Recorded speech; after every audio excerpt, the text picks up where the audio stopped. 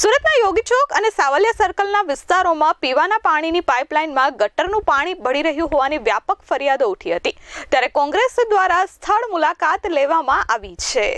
સુરતના યોગી ચોક અને સાવલિયા સર્કલ જેવા વિસ્તારોમાં પીવાના પાણીની પાઇપલાઇનમાં ગટરનું પાણી ભળી રહ્યું હોવાની વ્યાપક ફરિયાદો ઉઠી છે।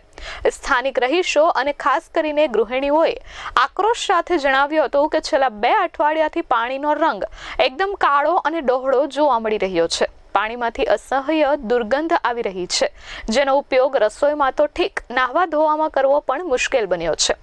વારંવારની રજૂઆતો છતાં મ્યુનિસિપલ કોર્પોરેશનના કાન સુધી જનતાનો અવાજ પહોંચતો નથી, જેથી વિરોધ પક્ષના નેતા તુષાર ચૌધરીએ ગ્રાઉન્ડ વિઝિટ લીધી હતી। તેમની સાથે પ્રદેશ મહામંત્રી દર્શન નાયક અને પૂર્વ કોર્પોરેટર દિનેશ સાવલિયા સહિતના આગેવાનો જોડાયા હતા। નેતાઓએ રૂબરૂમાં લોકોના ઘરે જઈ સંગ્રહિત કરેલું દૂષિત પાણી જોયું હતું। તુષાર ચૌધરીએ જણાવ્યું કે સ્થિતિ જોતા લાગે છે કે તંત્રને લોકોના જીવની કોઈ કિંમત નથી। સુરત શહેરના યોગી ચોક અને સાવલિયા સર્કલ વિસ્તારમાં છેલ્લા 15-20 દિવસથી પીવાના પાણીની જગ્યાએ દૂષિત પાણી મહાનગરપાલિકા દ્વારા પૂરું પાડવામાં આવી રહ્યું છે। બહેનોએ અમને પાણી પણ સંગ્રહ કરેલું હતું, બતાવ્યું એકદમ ડહોળું પાણી, એનું કલર પણ કાળો હતો અને સખત દુર્ગંધ મારતું પાણી આવે છે, જેના કારણે ઝાડા ઉલટીના કેસો વધી ગયા છે। ઘણા બધા લોકોએ તો હોસ્પિટલમાં સારવાર લેવા જવું પડ્યું છે અને આટલા દિવસથી આ દૂષિત પાણી આવી રહ્યું છે, પણ હજી સુધી મહાનગરપાલિકા દ્વારા એનું કોઈ નિરાકરણ લાવવામાં આવ્યું નથી।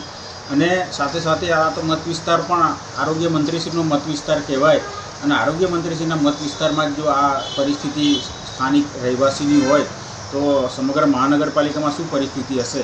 અને મને ભય છે કે ઇન્દોર જેવું આ વિસ્તારમાં ના થાય અને જે પ્રકારે ઇન્દોરમાં લગભગ 25થી 30 લોકોના મૃત્યુ આ દૂષિત પાણી પીવાના કારણે થયા હતા, એવી ઘટના ના બને એના માટે હું કમિશનરશ્રી અને આરોગ્ય વિભાગ મહાનગરપાલિકાને વિનંતી કરું છું કે તાકીદે પગલાં ભરીને આ દૂષિત પાણી આવતું બંધ કરે અને લોકોની આરોગ્યમાં સુખાકારી વધે એવા પગલાં લે એવી મારા તરફથી પણ વિનંતી છે।